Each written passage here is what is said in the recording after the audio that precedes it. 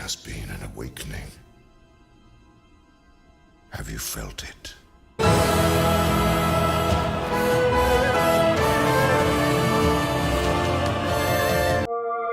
Here we go.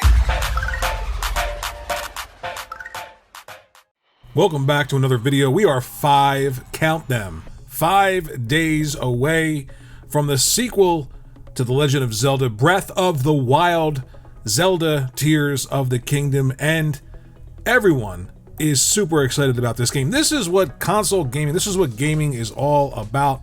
This huge spectacle, these huge games that come out, and you know they're going to be completely and totally polished. They're going to have tons of gameplay, lots of exploration, and a few surprises, and I cannot wait. So what I'm going to do in this video is tell you all of the things that I am super excited for when it comes to Zelda Tears of the Kingdom. And there are tons of things that they showed in this gameplay demonstration that just completely blew me away. The first is the verticality. Yes, the world in Breath of the Wild was huge, expansive. At times, when I first started playing it, a bit overwhelming. Wasn't sure if I was really feeling this new styled Zelda game, but after a while, it becomes an incredible experience, and it looks like now there's even more to explore, because instead of exploring the open world, you now have these sky temples to explore, and they have their own secrets as well for you to explore. That's what struck me when I watched this gameplay demonstration. Huge open world, and then all of a sudden, I've got more area to explore in the sky, and when I'm up there, there are tons more things to do from a mechanics standpoint, gameplay mechanics, folks. Remember when sequels weren't just about being prettier? Nintendo has actually expanded upon the gameplay loop from Breath of the Wild. Think about it, when you're crafting and making potions to give yourself a stealth increase or to be able to deal with temperature increases, now you can actually craft different types of weapons. Not only that, you can also give those weapons new uses. For instance, the ice arrows, or the arrows with the eyes that track targets, and there's so much more. Weapon degradation was a big no-no for me in Breath of the Wild.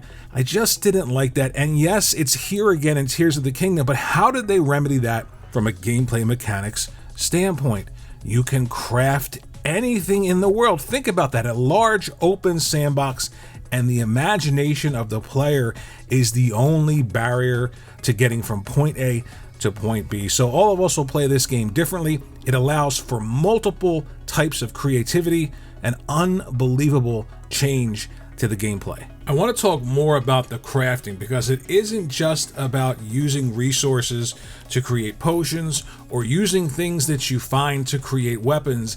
Now you can craft vehicles. You can craft vehicles to allow yourself to travel on land, on sea, and even in the sky. There is so much more creativity in this game, and it's going to be tackled in so many different ways by so many different players. Think about the level of detail to design a world that has to allow multiple different people to solve a problem in a multitude of different ways by creating an ever expansive amount of just stuff in the world. If you want to go from point A to point B on foot, go ahead. If you want to create something on the ground like a vehicle, go ahead. If you want to create something that flies through the air, go ahead. If you want to create something that burrows under the ground or travels on the sea, go ahead. And not just that, but everything in the world has to allow for those types of interactions, which I find to be so incredible going from one game to the next. It's not just about it looks better or it's furthering the story, which it is, and that's something I cannot wait to see, but it also takes all of the core mechanics of Breath of the Wild and turns it upside down. This is an amazing amount of creativity going from one game to the next. I don't know anybody else that does it better than this. Nintendo always finds a way to make video games about gaming, and that is what it's all about. What's the first thing you're going to do when you get this game and you start playing it? Let me know down there in the comment section below. We are just 5 days away from the game of the year, Zelda Tears of the Kingdom. Thanks for watching the video. Think about that like button and that subscribe button. I'd appreciate it. And I will see you in the next video.